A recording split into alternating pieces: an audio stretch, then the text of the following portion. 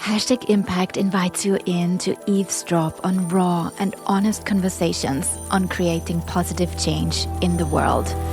I am your host, Regina Larco, and together with guests and hosts from around the globe, we encourage you to get curious about what making an impact means to you. Join the conversation and share your voice at hashtagimpact.com. Before we start, a quick disclaimer. This episode discusses mature topics, including suicide. If you're struggling, please reach out to a professional healthcare provider for support.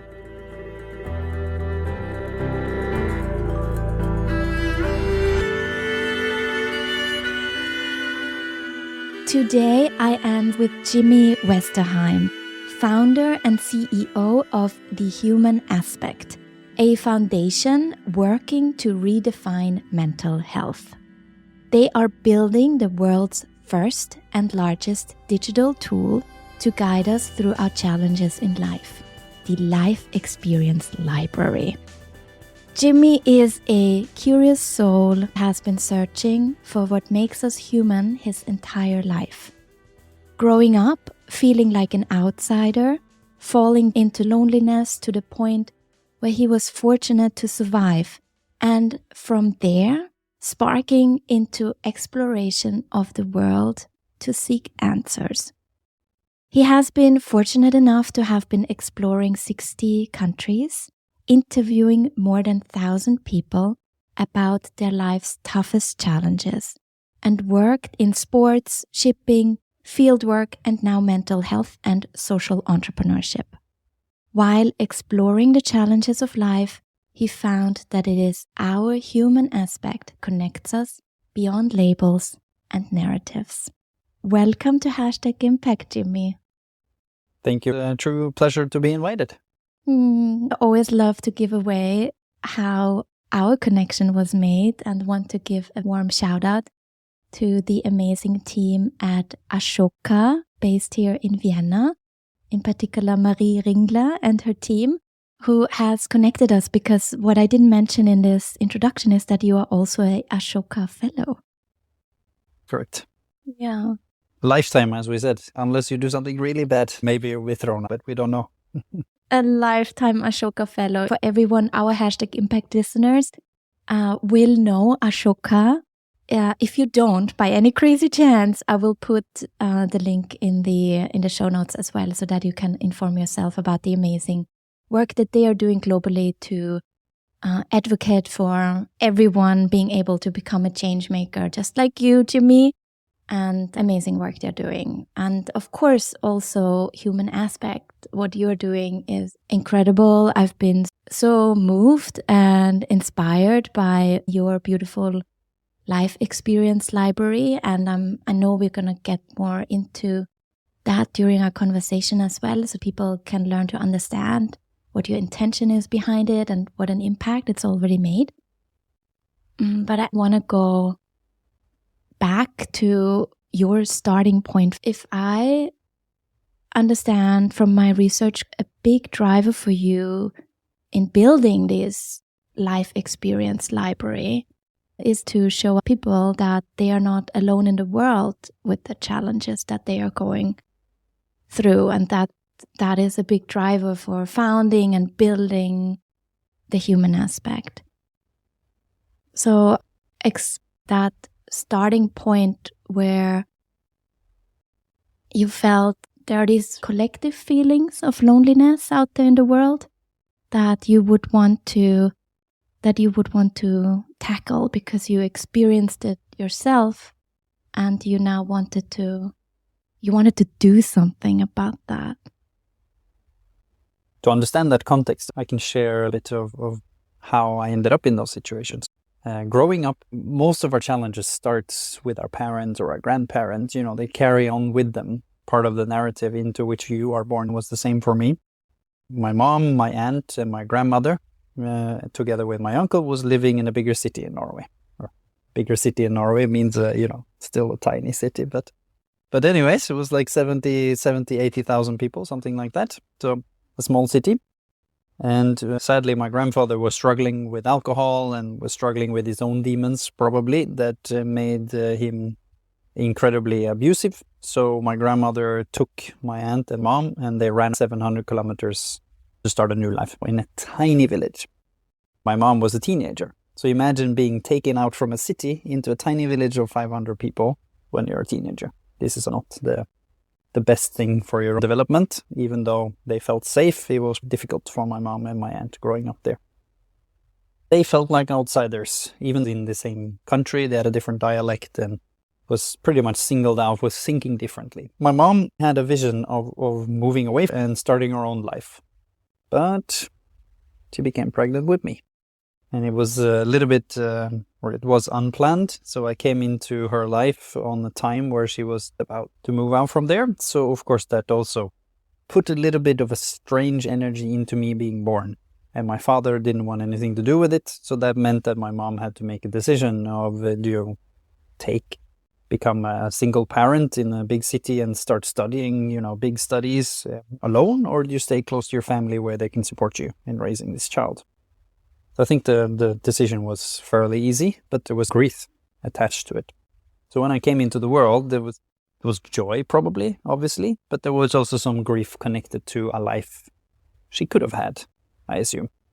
So going into that, I also became quite different. Growing up in this small village, I had a close, supportive family. This is the countryside, so they were outside playing, people shouting dinner, and then you came from somewhere, from a tree or some bushes, or you came inside to have food, and then you ran back out. So at different times, I felt incredibly different. It was almost like my mind was from somewhere else. So the things that the people around me were talking about was different than the things that I was thinking about. When I tried to express myself, it was probably more interesting and more taken for adults. So I wanted to hang a little bit more with them, and maybe I felt as well that girls was more developed in talking about feelings or the world. I was quite bullied and singled out for that, of not being fully understood of my peers. And this continued, for a while. You try to say something about bullying, but it doesn't resonate. They can't really stop it.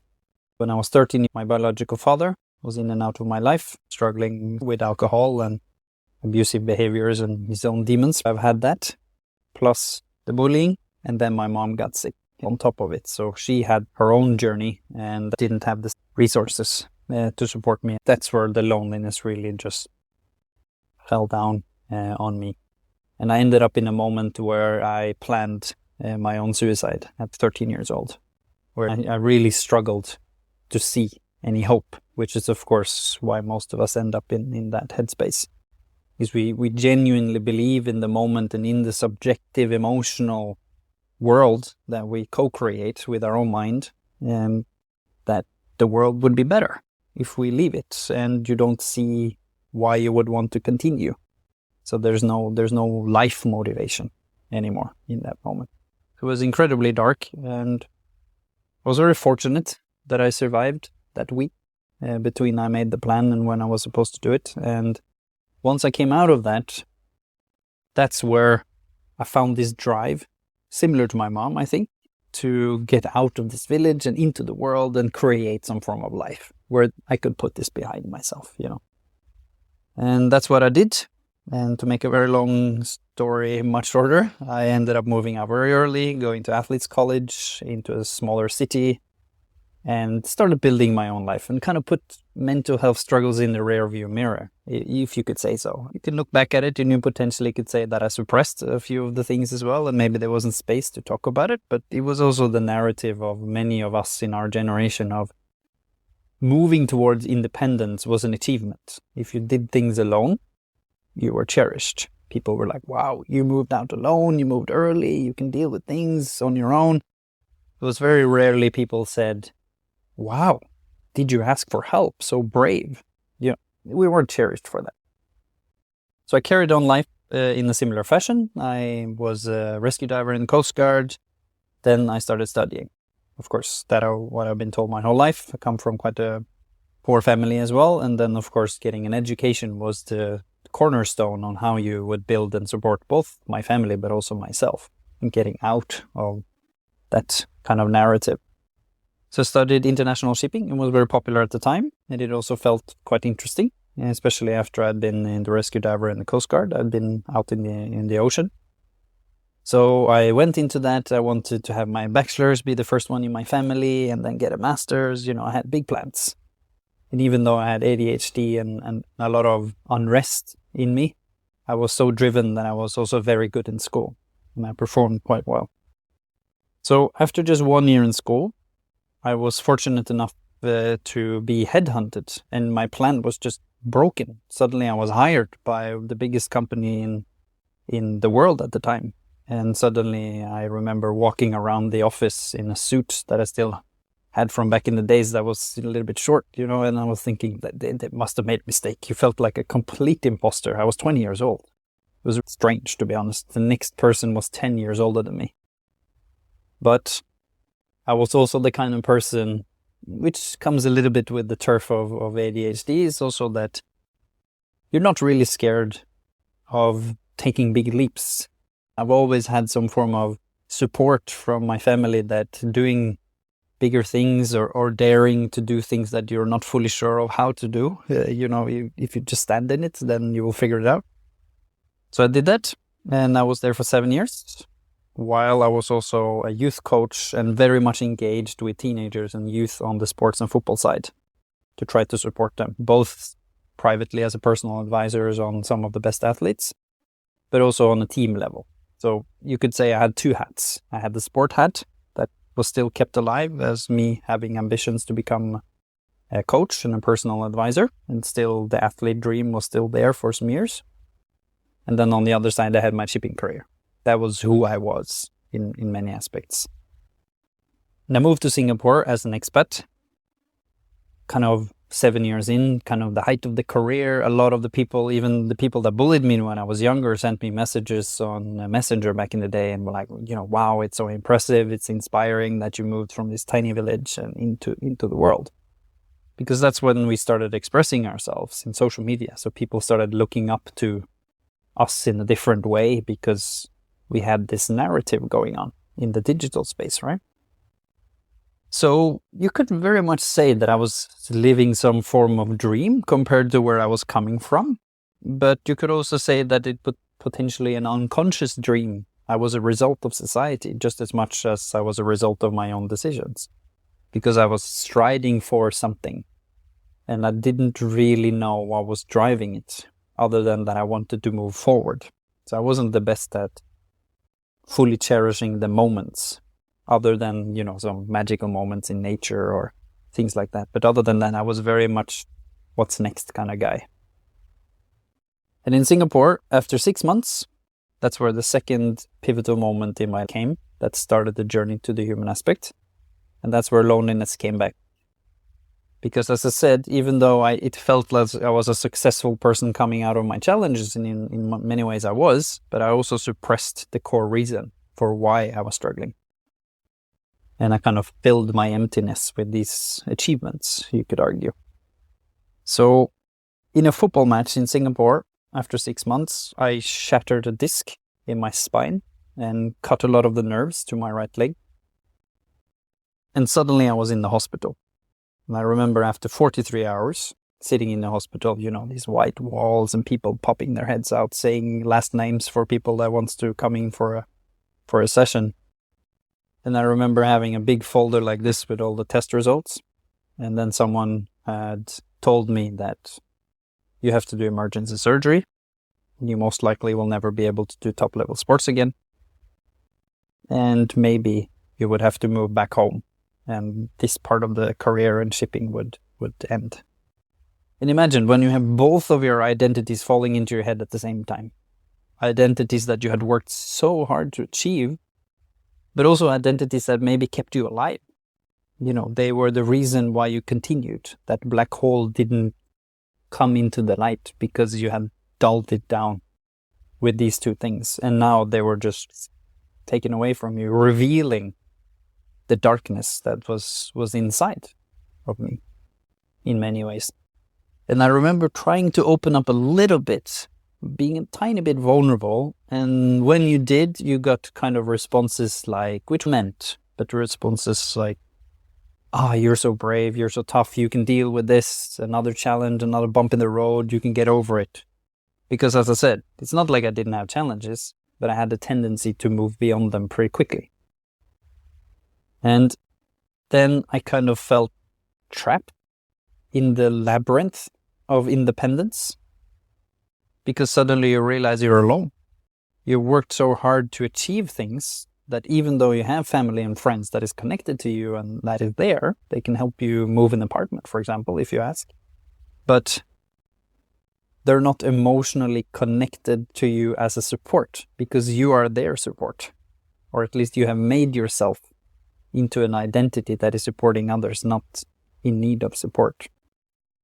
So it felt like it was impossible for me to take off the mask and just admit, I don't know how I will solve this. I don't know. I don't know if I want to live without top-level sports. I don't know what I will do with my life if I don't do shipping.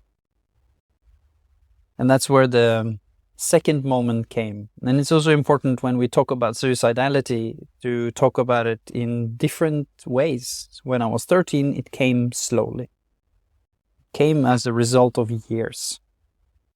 So it wasn't like one day I was a happy camper and the next day I was a sad kid, It was there for years. This time, I would say I wasn't deeply sad or depressed in the years upon it. There was a darkness there, but it was hiding. And then when the bubble burst, it came quickly and suddenly just overwhelmed you. And even though I was 27, felt like a resourceful young man with quite a lot of life experience already at that time, I still felt like a 5-year-old in face of a demon when it came out of nothing. And that's what was so dangerous, is that it came so fast. And all the lessons and shields and resources you had built up over time just felt like they had left you in that moment. So then I came back to the suicidality and feeling really unmotivated to continue. After the surgery, I was alone in the apartment 6 days after, and this darkness came over me, and I became a lesser version of myself as well, of course. I felt like a victim. I was asking myself why. I worked so hard. If I believed in a God, I probably would ask very directly of saying, why? Why me? And in that energy as well, it felt like for me that let's just do it this time. But when that thought came, luckily for me, I had been there before. So I also realized in that moment, wait a minute, I've had 14 good, normal, but also thriving years in between. So I kind of realized that the way that I saw the world right now in that subjective emotional state that I was in wasn't reality. I realized that because I knew from before that I will change. If I do something, it will change. I don't know if it will be magically better, but it will change. And that helped me to make that small step towards seeking for help, but not from family or friends, but tiny step. And then I tilted into what I was already very good at. I found plans and goals and made a structure for myself on how to recover from this injury, which took, 18 months. And I made a plan and I decided to quit shipping. Because when you're in those tough moments, that's normally also the best time to ask yourself tough questions. And the question was, why am I in shipping? Why am I doing this? What is driving it? And that's where I realized to fill this hole with achievements. But my entire family is working with human beings, either supporting some form of vulnerable parts of society. So I realized that's always what I wanted to do as well. So I have to shift. And that's where I decided to move into field work and start working for Doctors Without Borders and coming into the world and seeing even more of it. I had seen a lot of countries already then because I was traveling each year for a month to somewhere that I wanted to learn more about. So very untraditional, you could say, vacations, going, to Ghana or to Nepal or Bhutan or to Vanuatu, or going to places where I would experience the world differently. But now I would see the world in the likes of Afghanistan, or Syria or countries where there was active conflicts going on, where of course I would see even more of life. So that became the next step in my life, was then making a shift, Doctors Without Borders. The thing that really made me pause when I heard you speak on another podcast was when you were sharing about the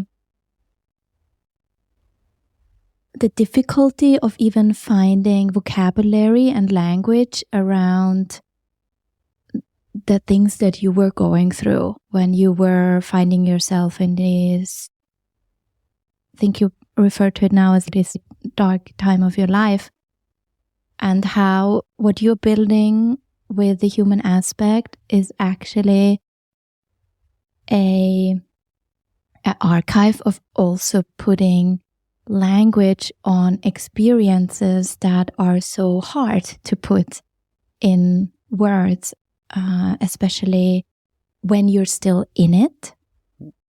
And I found that really helpful. So thank you for even sharing about it in that way, because it helped me also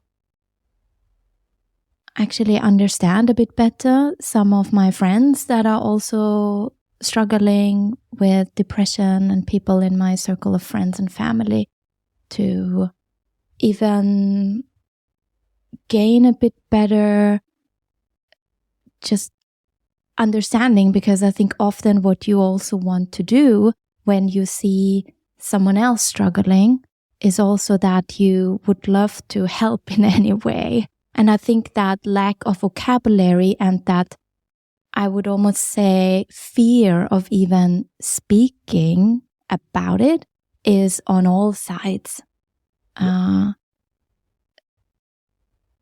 isn't even a question. It's just like a reflection of, playing back to you of the importance of what you're building there at the human aspect with those videos. So maybe for the people that haven't discovered your work yet, although I know they will now and they will want to, I highly recommend all of you go to their website and check out that archive, and you can search topics that maybe you yourself are struggling with, or if you have someone in your circle of friends, a friend that is struggling with a certain issue, be it anxiety, depression, or any kind of I found self-image, there's so many topics. Yep. To even just watch some of those videos to gain a better understanding for yourself of what it is people are going through, or what you yourself are going through. Because you're touching upon a really important topic, because of course, when I moved away from my challenge and, 18 months of the recovery, as I said, I made my transitions, moved into Doctors Without Borders, a different motivation, looked up my own life from the distance. That's where you start realizing, and I got the question of, why couldn't I utilize the support around me? Because the case wasn't that I didn't have people around me. I did. But as you said, looking back at it, I realized I wasn't able to put words to it. I already said that I opened the door and there was an identity issue there, of course, that they didn't really welcome the vulnerability either. So, of course, everything happens in relations. So next of kin and us around also has to take a look at ourselves in the mirror. And one of the things is what you said, is when we talk to people that we know are struggling, number one, we want to solve it, because we don't like seeing people we love suffer. So we want to just fix it very quickly. And most of these things are anchored into either their entire life or a very traumatic event, depending on how it has evolved. And then you can't really solve it quickly. There might be a natural grieving process there. There might be a natural depressive state that they have to go through, that you actually, in all fairness, don't want to deprive them from, because that's where they might find a lot of answers about themselves. But we then need to hold space for what we feel in that. And that is so incredibly hard. It's still hard for me to do that, even with my partner or with my friends or with my family, because you really don't want to see people that you really love suffer. But if we're able to hold space for that conversation a little bit more and guide people to find the words, because as you said, I was 27 years old and considered to be quite, successful in those kinds of terms. But I couldn't put words to what I was going through emotionally. I could say the things that I said now, the injury, I lost my identities, but I couldn't put words to how that made me feel. And say, where in my body does this feeling connect? Does it relate to something when I was younger? All the classical things that comes up in a traditional therapy session. If you have space for it, you will be able to explore these kinds of things, which is why also, talk therapy can be very powerful, or other spiritual experiences where you find similar answers. But then for me, coming out of these things, I then started realizing, maybe this is just not me. Because in the beginning, I thought I had problems with opening up. Because remember, I was the person that had spoken about these things with other people my entire life. So I was the classical hobby psychologist that had the deep conversations. But I had deep conversations with other people where they put words and I found space for them to put words to their challenges. I very rarely did it the other way around, because I was the receiver of these kinds of emotions. So when I started working for Doctors Without Borders, I had the first year in Afghanistan, and we saw another traumatic event where the hospital in Kunduz was bombed by the Americans, and we lost a lot of colleagues. Now it almost seems like bombing hospitals is everyday life with everything going on in Gaza and Yemen and and around the world, but that wasn't as common. And we got professional help from HQ, Doctors Without Borders, and then I was quite eager. I was sitting there, finally, I will learn how to deal with these things from professional psychologists, experienced people. And we learned about vulnerability, dare to be open with each other. If the feelings come, allow them to come and explore them. We learned about PTSD, different stages, these kinds of things. And when they left, I was sitting there thinking, great, now we will just do what they said. Right? The masters have been here, and now the students will just do. And they left and nothing happened. That is obviously an emotional experience, so some of the people there might have some of those things, but it felt like we didn't listen. And that's where I got the idea of saying, it's not a gym problem. This is the norm. When we face challenging things, we human beings, the norm in our modern way of living is not talking about it. And that's where I started thinking to myself, but why?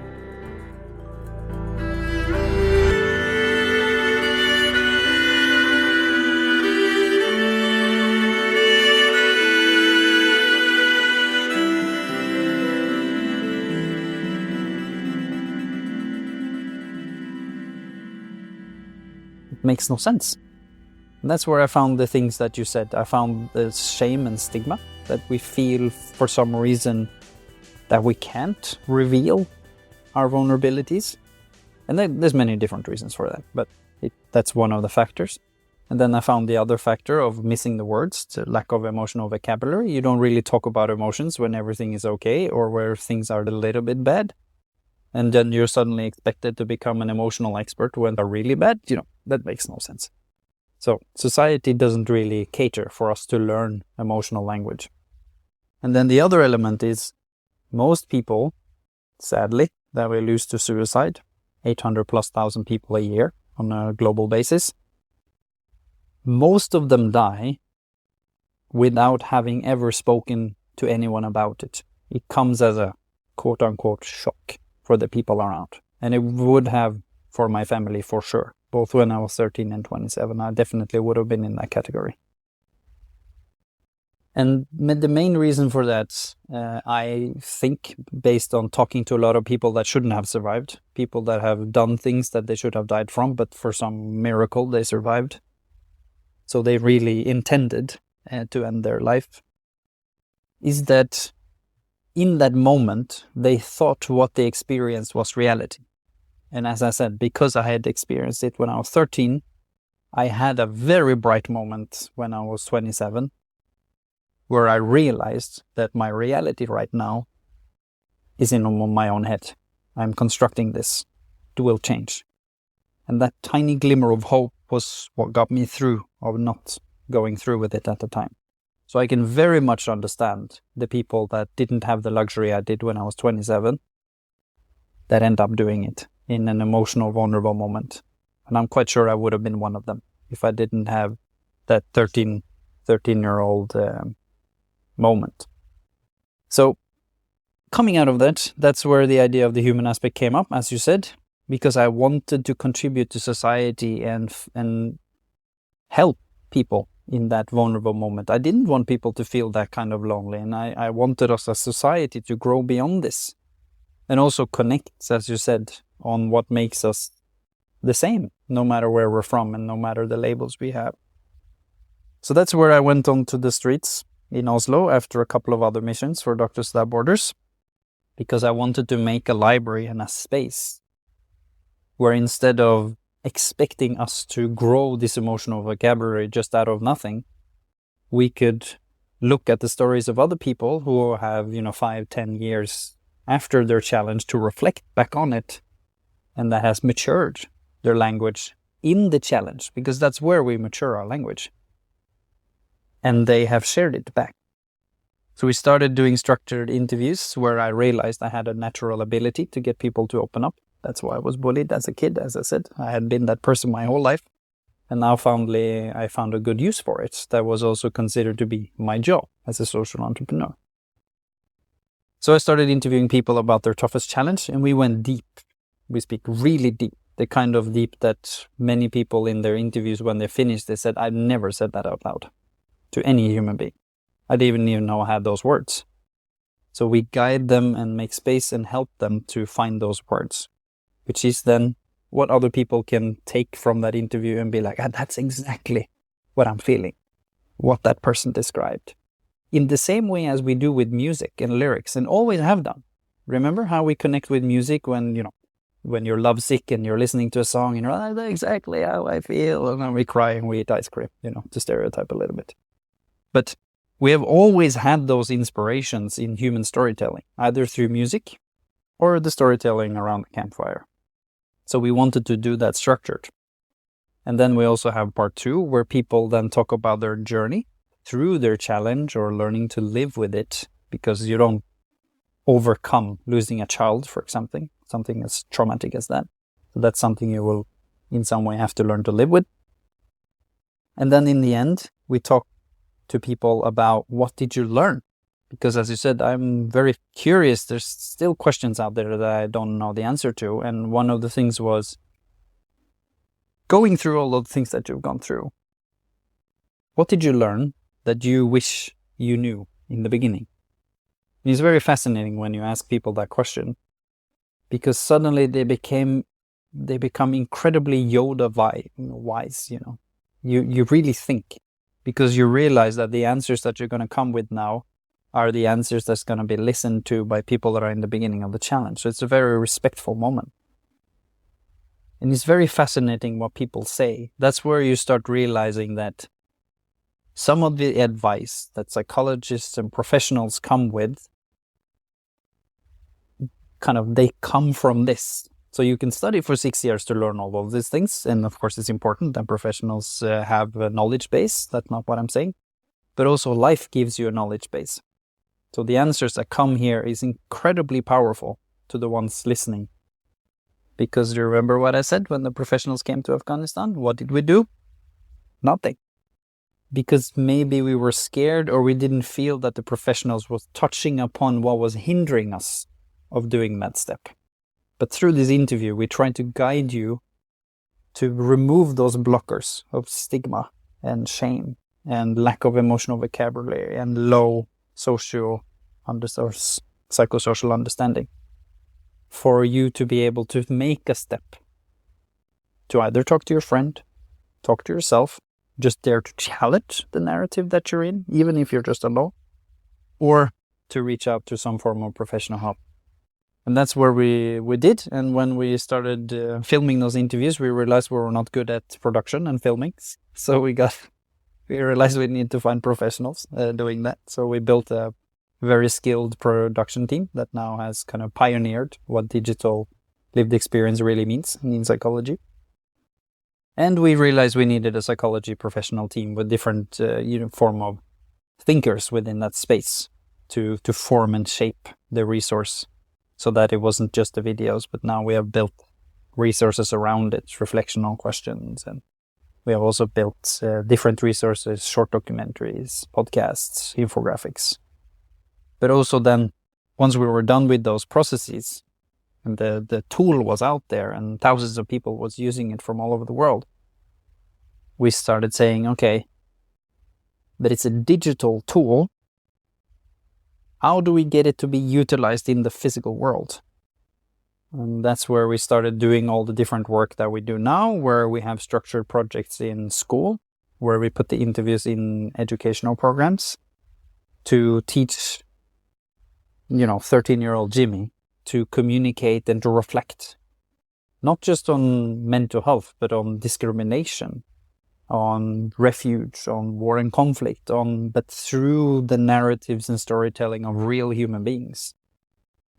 Not fully deprived of politics. You can't, like we human beings, we're still biased in a way, but still, at least it's more pure than if you see a documentary that's designed by someone and funded by someone else. This is at least a human being telling a story from how it was experienced. That's a very good basis for reflections and discussions, I believe, for young people. And we do the same within the psychology space now. We made the tool for how to use human aspects as part of the therapy run, group offers, and also in companies on how to make conversations and take care of our own mental health. And that's how we want to redefine it, as you said in the introduction, because we want people to see mental health as just a natural part of life. It's something we need to take care of when everything is okay. We need to start taking care of ourselves, deal with it, understand the connections to our body and all of those things. But also when something happens, we as a community need to look upon it differently so that we can foster those conversations and those growth moments. Because most of us have, like you said, I've interviewed more than 1,000 people. And all of those 1,000 people, what really connects them, the reason why I call it the human aspect, is the things that we are going through in life, the toughest moments, quote unquote, are mostly the moments that shapes us the most. It's not necessarily our education or where you're born or all these things. What really connects us is what you have been through. If I meet someone from Japan or from South Sudan or from Canada, and they have gone through similar things to me, a little bit bullied, maybe didn't have their biological father, suddenly we have an instant connection that we can talk about, feel connected. But half of the people that I grew up with, I had no connection with. Some people in my family that you could say we share the same DNA, I don't necessarily have that connection with. So I believe that we human beings should dare to challenge the narratives of what connects us, and maybe make a space where we're more open to understanding that our life's challenges is not just burdens we put in a rucksack and we try to keep the rucksack as light as possible, or we just ignore it like I did for many years. And that our life's toughest challenges is actually crucial, important moments. And if we learn to deal with them better, I think we will grow both closer to each other as human beings, but also we will grow as human beings. I feel this is only just the start, of that conversation that I would love to continue, and I will. I will keep checking in with you, and I would also just love to encourage everyone listening right now to connect with you and dive into the beautiful Life Experiences library.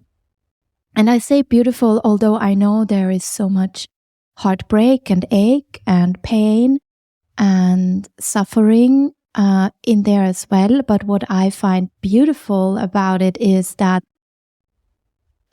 you see people share about it, to actually put the words on it and share vulnerably, because I understand you also feel that there is almost this, you shared that with me beforehand, this loneliness pandemic that we see in our society.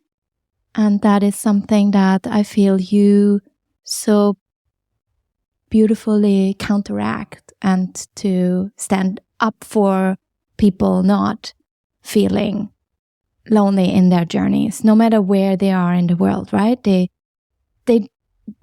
just need an internet connection, and they can connect with someone from across the globe. They can almost see a mirror, right, of making their experience seen in a way.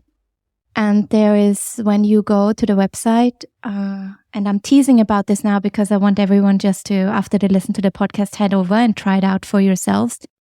There are these beautiful questions that you can reflect on as you're watching videos that are private to you, so you can take your own notes and not just watch the video. You can do that as well, but you are also invited to reflect alongside the person that shares their story. What I find really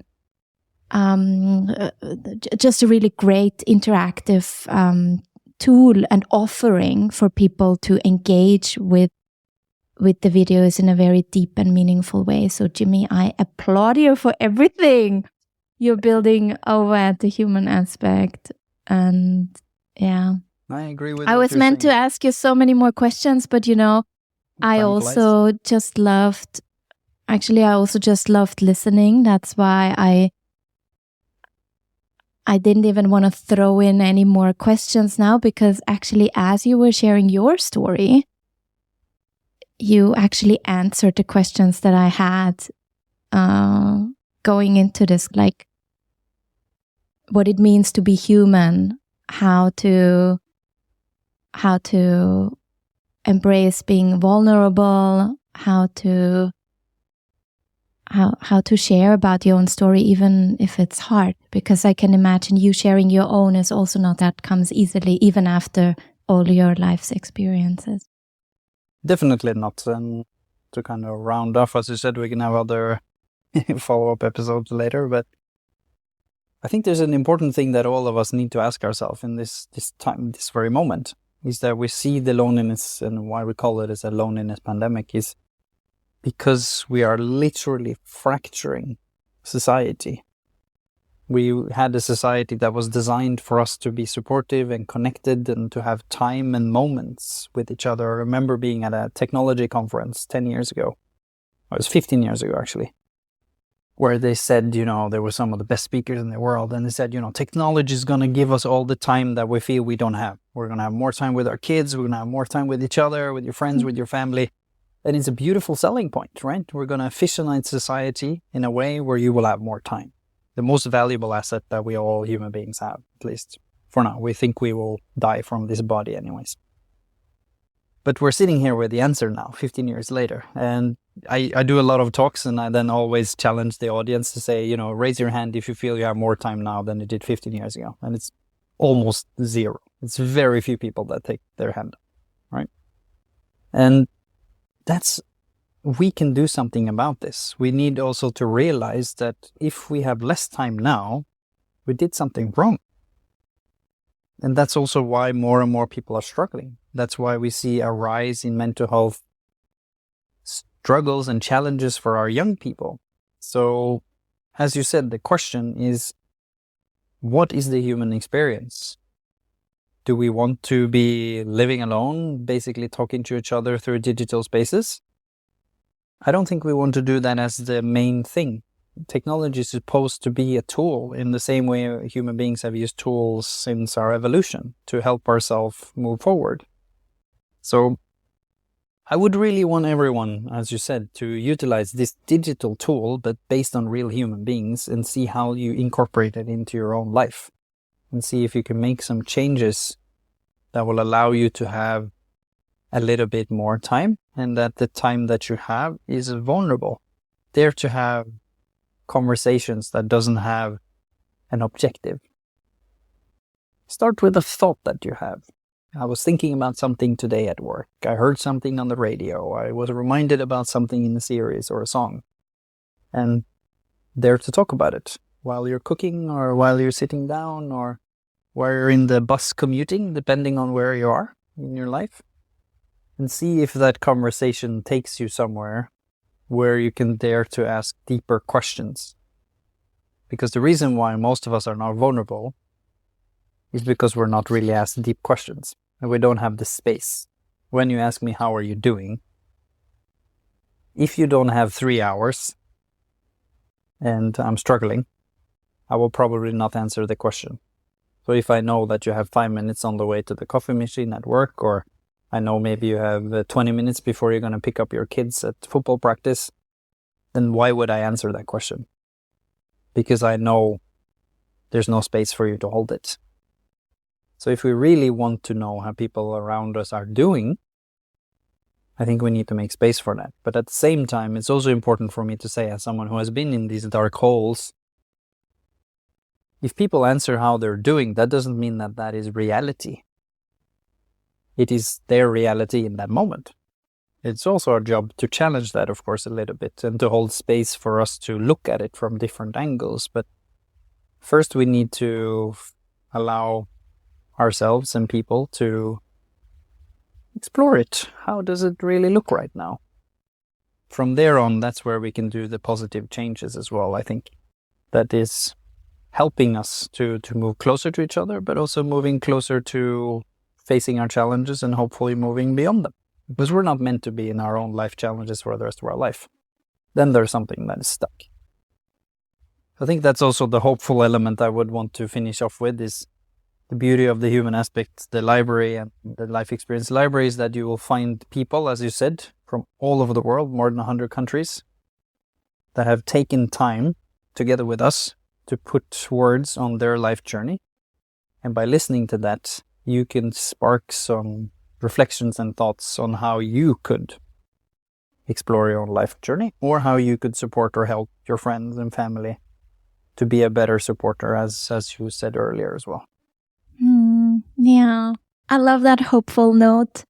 And I know we live in very complex and complicated times that sometimes make it, even for the most optimistic, idealistic person that I would say I am, even I get a little bit, I don't even know how to say, tense, I think is the feeling, on edge. I mean, if you've been feeling this lately, you are also not alone in this.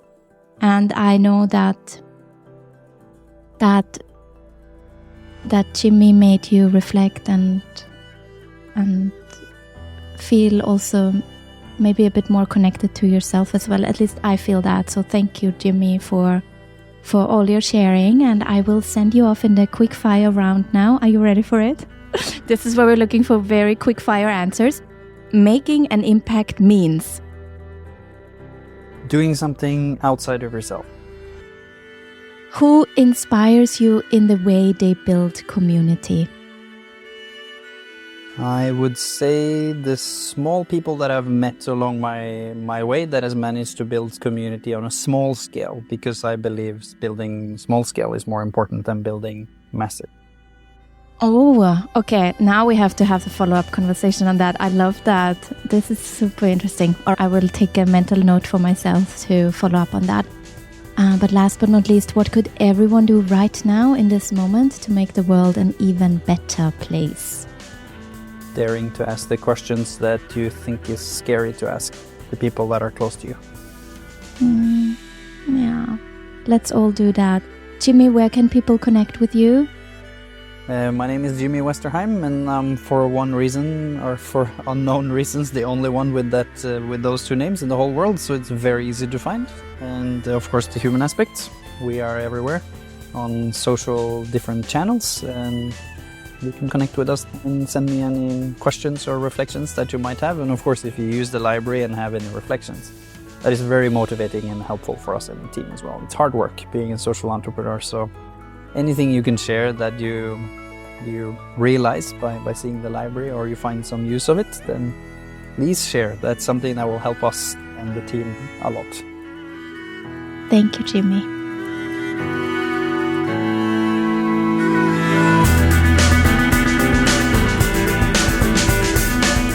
Thank you so much for joining today. If you would like to get your voice heard on #Impact, just send a voice note at #impact.com/story. I will include the link in the show notes as well, so you can easily find it. And if you love what you're hearing here, please tell your friends about it too. I talk to you soon. Bye.